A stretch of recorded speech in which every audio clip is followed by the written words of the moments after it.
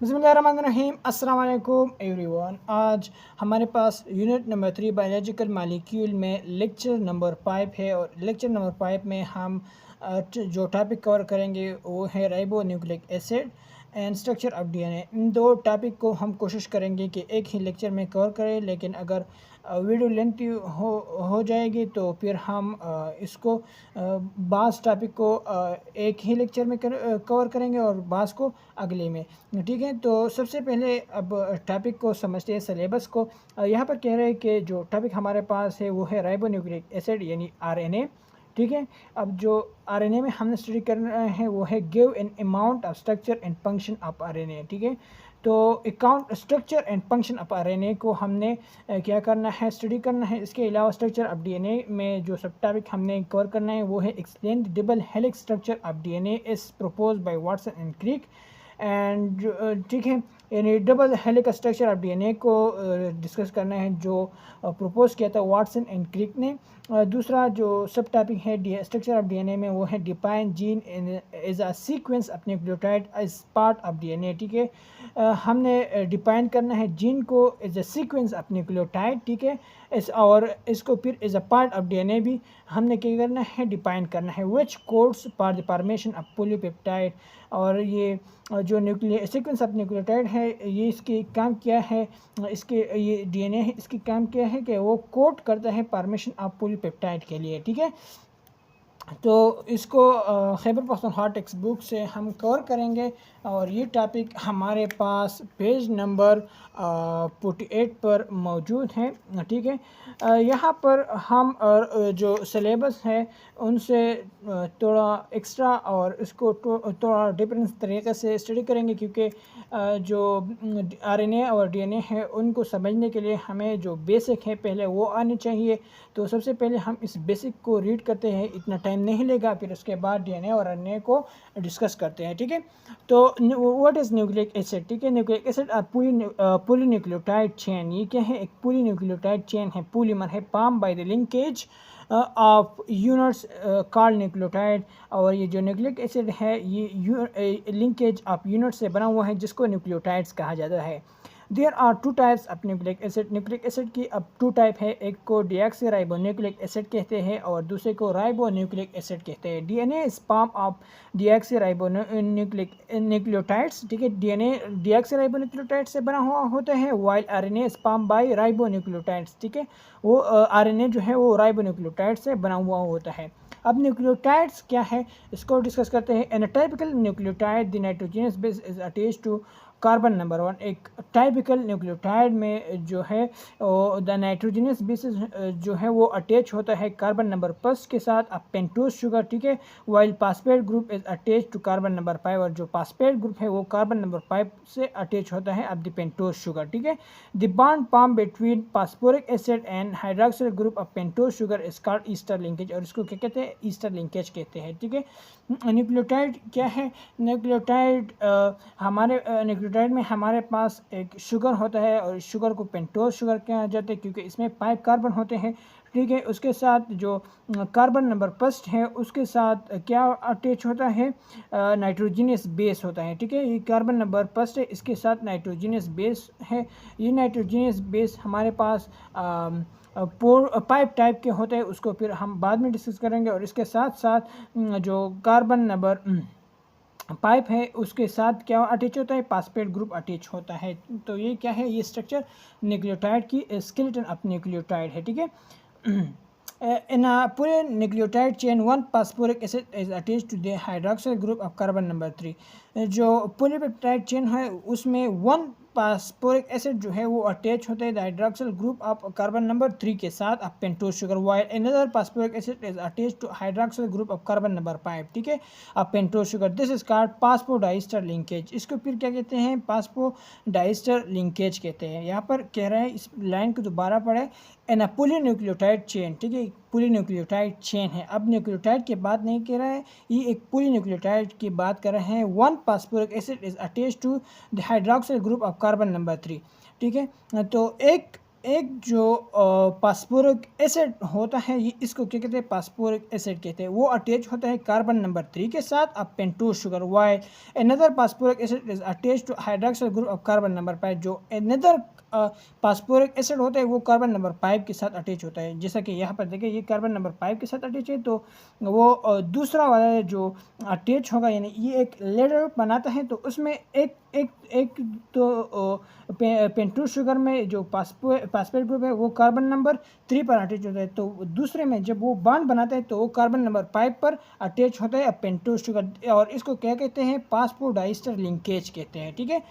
Nitrogenous bases are classified into two main types. जो nitrogenous bases होते हैं उसको दो मेन टाइप में डिवाइड किया गया है। उस एक को पायरिमिडीन्स कहते हैं, प्यूरिन्स। ठीक है, एक पायरिडीन और प्यूरिन है। Pyridine are single ring compound while purine are double ring compound. Pyridine जो है ये सिंगल रिंग कंपाउंड होता है, वाइल प्यूरिन जो है वो डबल रिंग कंपाउंड होता है। बाज़ दफ़ा स्टूडेंट कंफ्यूज हो जाते हैं कि पायरिमिडीन आप सिंगल रिंग है या प्यूरिन सिंगल रिंग है, तो आपने इस तरह से याद करना है पायरिमिडीन्स, इसका नाम जो है वो लॉन्ग है। ठीक है, तो इसको आपने अपोजिट याद करना है, तो उसका जो रिंग होगा वो सिंगल होगा। ये प्यूरिन का जो वर्ड है ये शार्ट है, तो ये इसका अपोजिट होगा और इसमें क्या होगा, डबल रिंग होगा। ठीक है।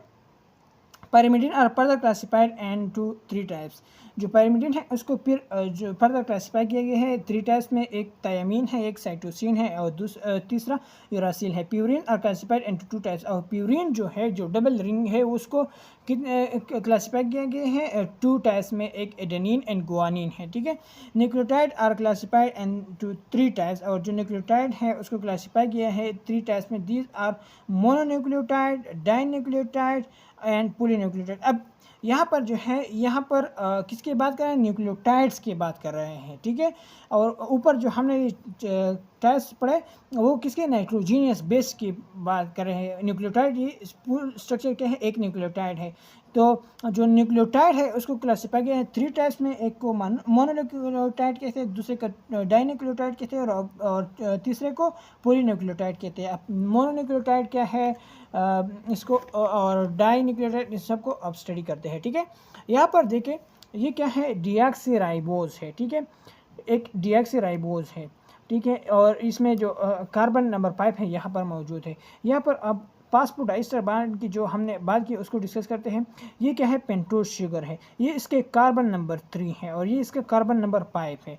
जो नेक्स्ट जो न्यूक्लियोटाइड होगा वो इसके नीचे होगा, और जो नेक्स्ट न्यूक्लियोटाइड का जो एक, अब यहाँ पर देखिए जो फास्फोरिक एसिड है ये इस न्यूक्लियोटाइड के 3 नंबर कार्बन पर मौजूद है, और यहाँ पर देखिए ये कार्बन नंबर 5 पर मौजूद है। ठीक है, तो वहाँ पर जो बात कर रहा था वो इसी के बात कर रहा था कि ये जो फास्फोरिक एसिड है ये जो है एक न्यूक्लियोटाइड के कार्बन नंबर 3 पर अटैच होगा और दूसरे न्यूक्लियोटाइड के कार्बन नंबर 5 पर अटैच होगा, और इसी तरह से ये जो सीक्वेंस है ये जारी रहेगा और एक लेडर और एक स्ट्रक्चर ये फॉर्म करेगा। ठीक है।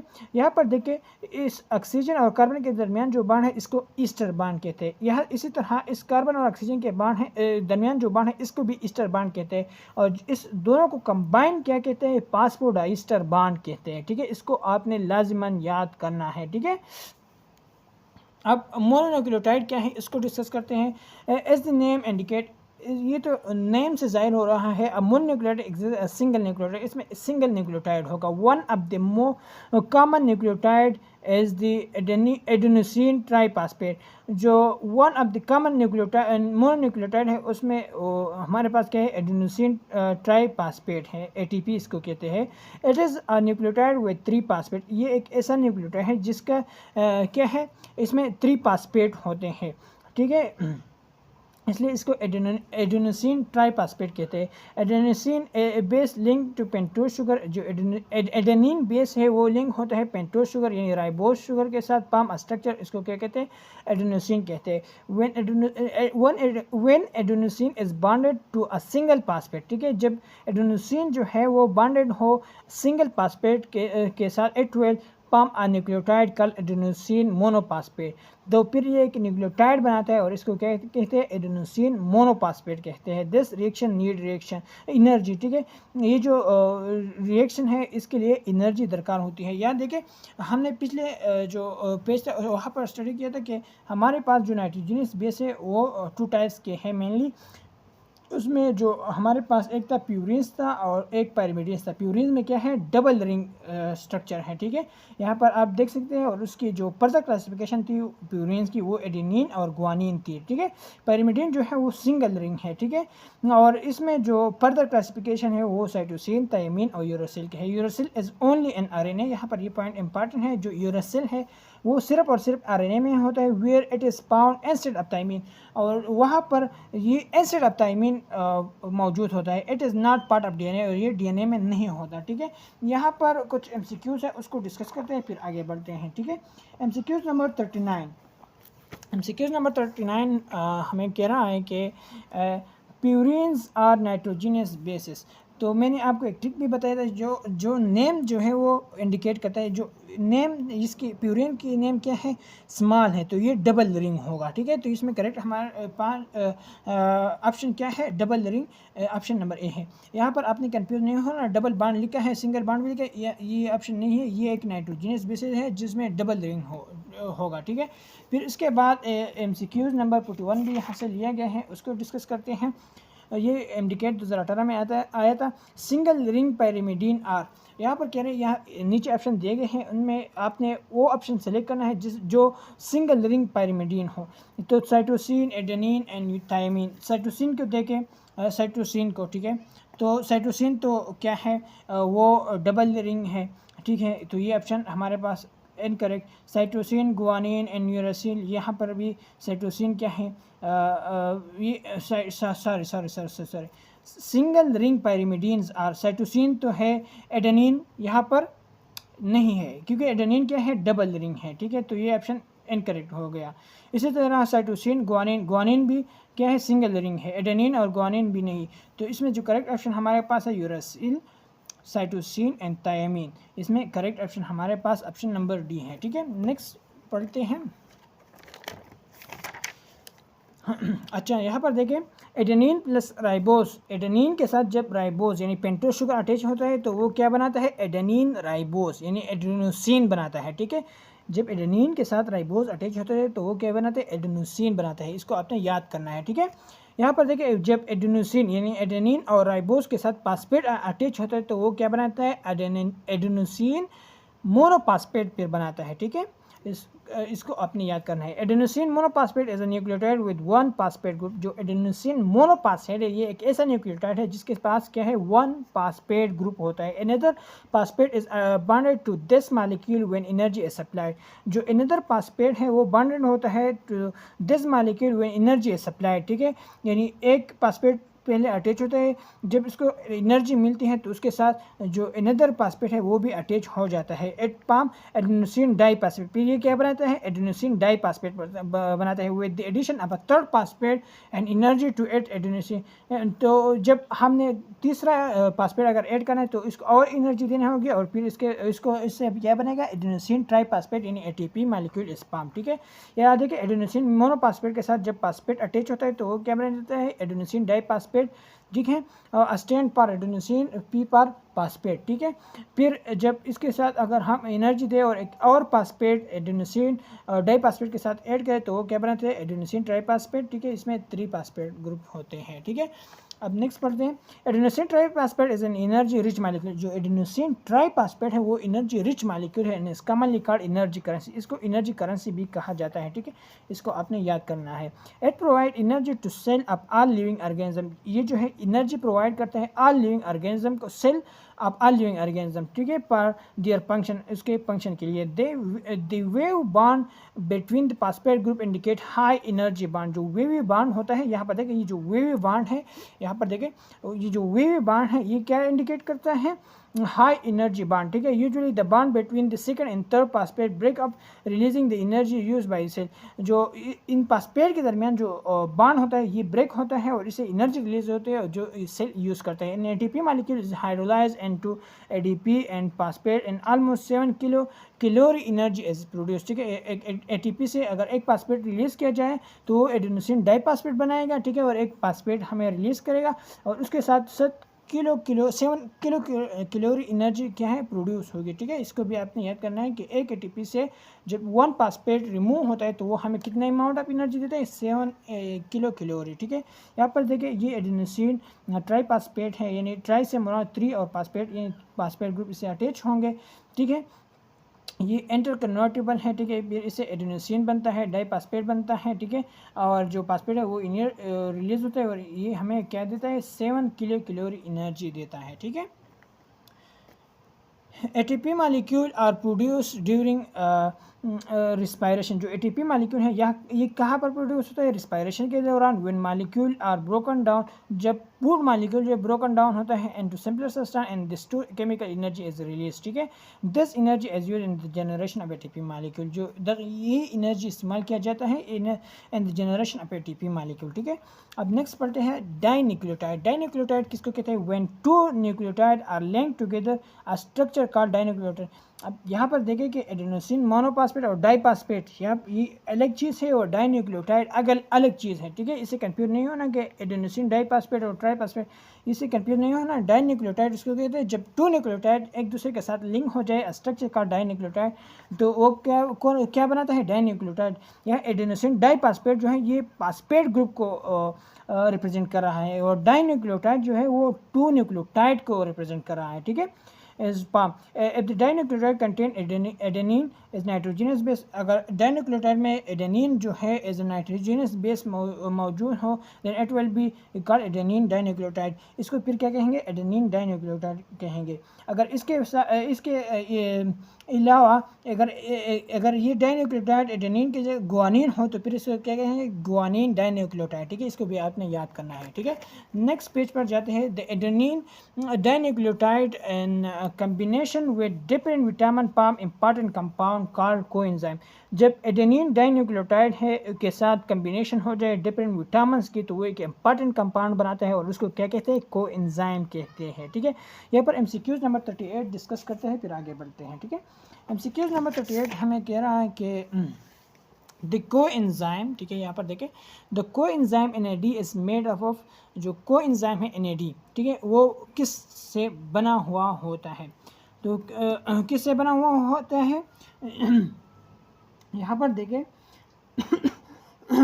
यहाँ पर देखें ये जो कोएंजाइम है NAD ये किससे बना हुआ होता है, ये न्यूक्लियोटाइड से बना हुआ होता है। यहाँ पर देखें कि ये adenine dinucleotide in combination with different vitamin form important compound, इसको क्या कहते हैं, कोएंजाइम कहते हैं। लेकिन ये जो कोएंजाइम NAD है नाइकोटिनामाइड एडेनिन डाइन्यूक्लियोटाइड ये किससे बना हुआ होता है, मेनली ये न्यूक्लियोटाइड से बना हुआ होता है। 3 इंपॉर्टेंट कोएंजाइम आर NAD, ठीक है। जो इंपॉर्टेंट कोएंजाइम है वो है क्या है, nicotinamide adenine dinucleotide, nicotinamide adenine dinucleotide phosphate and flavin adenine dinucleotide, ठीक है। ये क्या है, मोस्ट इंपॉर्टेंट कोएंजाइम है। यहाँ पर पावर इंफॉर्मेशन को देख लेते हैं। Nicotinamide is a vitamin called nicotinic acid niacin, flavin is also vitamin called riboflavin. इस 2 पॉइंट्स को आपने लाजमन याद करना है, ये इंपॉर्टेंट है। जो नाइकोटिनामाइड है ये विटामिन है जिसको निकोटोनिक एसिड भी कहा जाता है या नियासिन भी कहा जा सकता है। जो फ्लेविन है इसको इज आल्सो विटामिन, ये भी विटामिन है, इसको राइबोफ्लेविन कहा जाता है, विटामिन B2, ठीक है। यहाँ पर 2 MCQs और हैं उसको डिस्कस करते हैं फिर आगे बढ़ते हैं। MCQs number 42। MCQs नंबर 42 कह रहा है कि NAD as an example of, NAD किसकी एग्जाम्पल है, ठीक है।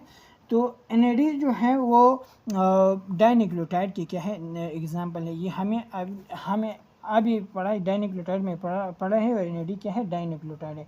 इसके अलावा MCQs नंबर 42 हो गया। अब 40 की तरफ आते हैं।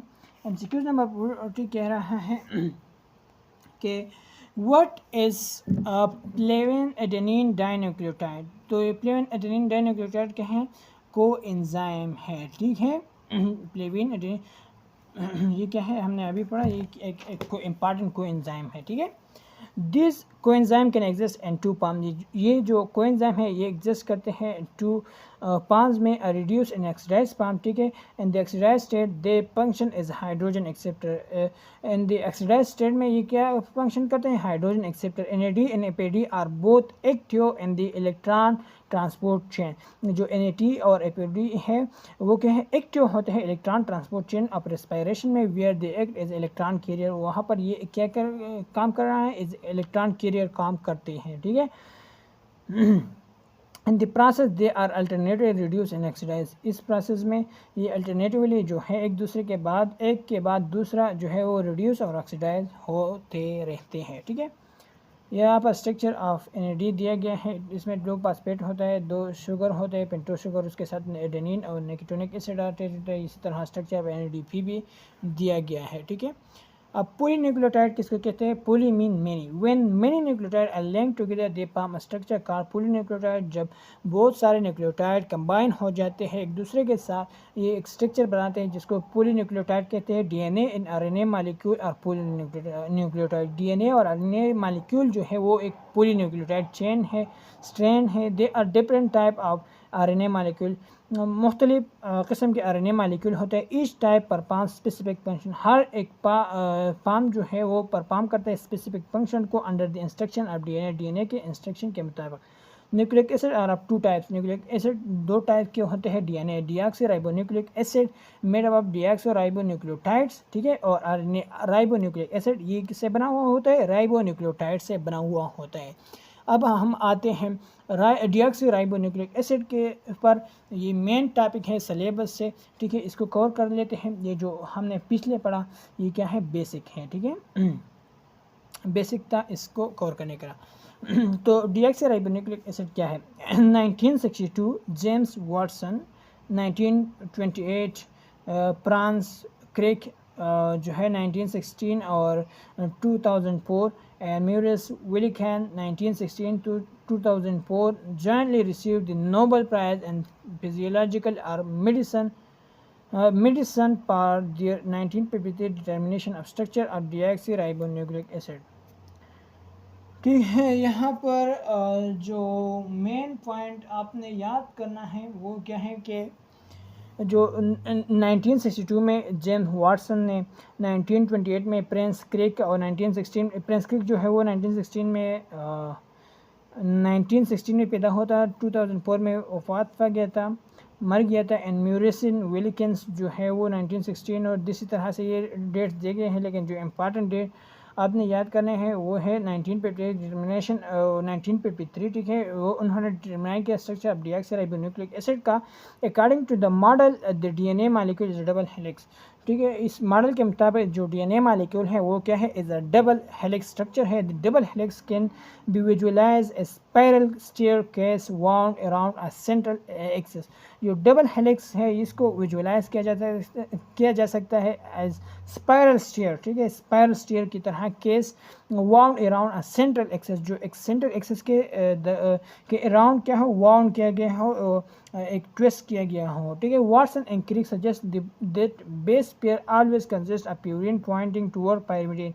वाटसन और क्रिक ने ये सजेस्ट किया था कि जो बेस पेयर है ये ऑलवेज कंसिस्ट ऑफ प्यूरिन, ये प्यूरिन पर मुश्तमिल होते हैं जो पॉइंट होते हैं टुवर्ड पाइरिमिडीन, ठीक है।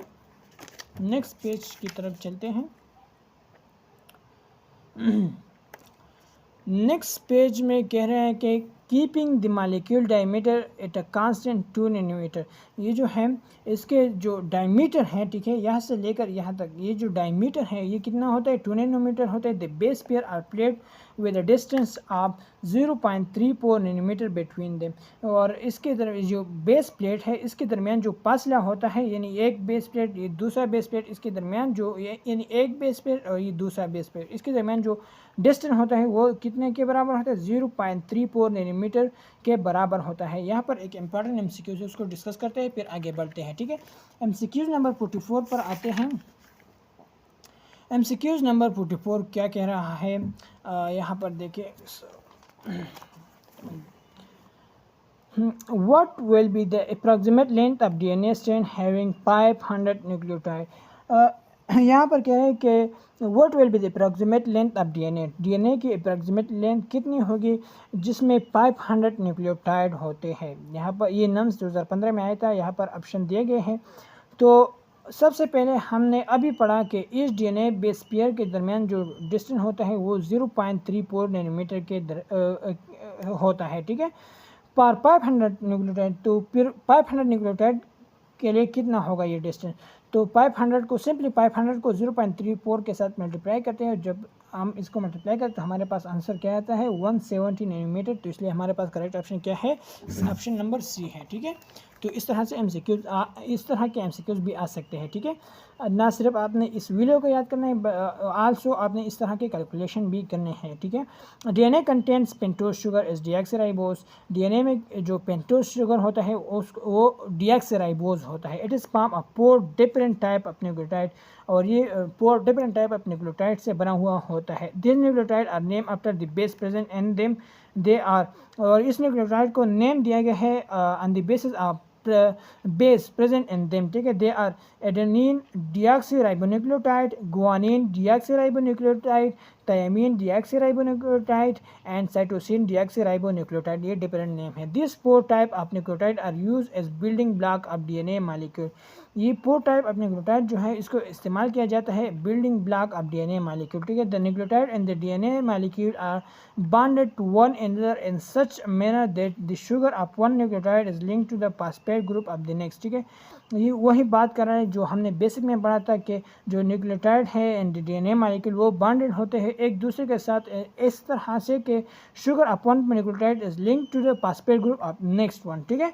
And this way the nucleotide form a linear molecule called a strand in which the backbone is made up of sugar, ठीक है, जिसमें बैकबोन किससे बना हुआ होता है, शुगर से। Alternative with the phosphate group, ठीक है। the bases are projected to one side of the strand, ठीक है, जो bases है वो प्रोजेक्ट होते हैं one side of the strand, ठीक है। एक strand है उसके एक साइड पर क्या होते हैं, बेसिस होते हैं, ठीक है। यहाँ पर देखिए एडेनिन थायमिन ये क्या है, बेसिस है, नाइट्रोजनस बेसिस है। The sequence of the nucleotide is one type of DNA constant while it is different for other type of DNA molecule, ठीक है। ये जो सीक्वेंस ऑफ न्यूक्लियोटाइड है यही मेन काम करता है, और ये एक डीएनए मॉलिक्यूल में एक तरह होता है और दूसरे में दूसरी तरह होता है, ठीक है। ये शुगर है, deoxyribose, phosphate group, sugar, phosphate backbone, ये सब इसका स्ट्रक्चर है, ये हमने स्टडी कर लिया है, ठीक है। अब नेक्स्ट पढ़ते हैं। DNA molecule consist of 2 strand. जो डीएनए मॉलिक्यूल होता है वो 2 स्ट्रैंड पर मुश्तमिल होता है। The 2 strand twist about one another and the form of double helix. जो 2 स्ट्रैंड होता है ये एक दूसरे के साथ ट्विस्ट होता है, इसको क्या कहते हैं, ट्विस्ट कहते हैं। यहाँ पर देखें ये जो है ये ट्विस्टेड है, ठीक है। The 2 strand twist about one another in the form of double helix, ठीक है, डबल हेलिक्स के फॉर्म में। The 2 strand run in opposite direction to each other. ये जो 2 स्ट्रैंड है ये एक दूसरे के अपोजिट डायरेक्शन में रन करते हैं इन द डबल हेलिक्स, ठीक है। They are held together by hydrogen bond between purine and pyrimidine. ये जो है हेल्ड टुगेदर होते हैं बाय हाइड्रोजन बॉन्ड, इनके दरमियान क्या होता है, हाइड्रोजन बॉन्ड होता है, ठीक है। यहाँ पर देखें ये थायमिन और एडेनिन है, ये जो बेसिस है ये एक दूसरे से बॉन्डेड होते हैं वीक हाइड्रोजन बॉन्ड की मदद से, ठीक है। दे आर हेल्ड टुगेदर, ठीक है। Thymine is one strand is always pair with the adenine. Thymine जो है वो एडेनिन के साथ पेयर होगा and the opposite strand and guanine is always pair with cytosine. Guanine किसके साथ होगा, साइटोसिन के साथ, ठीक है। यहाँ पर देखिए ये एडेनिन किसके साथ, हमेशा एडेनिन जो है थायमिन के साथ और गुआनिन साइटोसिन के साथ बॉन्डेड होगा। इसको आपने याद करना है। यहाँ इससे एक एमसीक्यूज भी आता है, उसको डिस्कस करते हैं। MCQs number 37। एमसीक्यूज नंबर 37 हमारे पास है in what's an incorrect DNA model which of the following pair with cytosine। Cytosine के साथ कौन पेयर होगा। तो हमने अभी पढ़ा कि साइटोसिन के साथ कौन पेयर होगा, थायमिन साइटोसिन के साथ गुआनिन पेयर होगा, ठीक है। साइटोसिन के साथ क्या है, गुआनिन पेयर है। There are 2 hydrogen bond between adenine and thymine. और यहाँ ये पॉइंट भी इम्पॉर्टेंट है कि एडेनिन और थायमिन के दरमियान जो है 2 हाइड्रोजन बॉन्ड होंगे, ठीक है, and 3 hydrogen bond between guanine and cytosine. और ग्वानिन और साइटोसिन जो बेस नाइट्रोजनस बेस पेयर है उनके दरमियान 3 हाइड्रोजन बॉन्ड होंगे, ठीक है।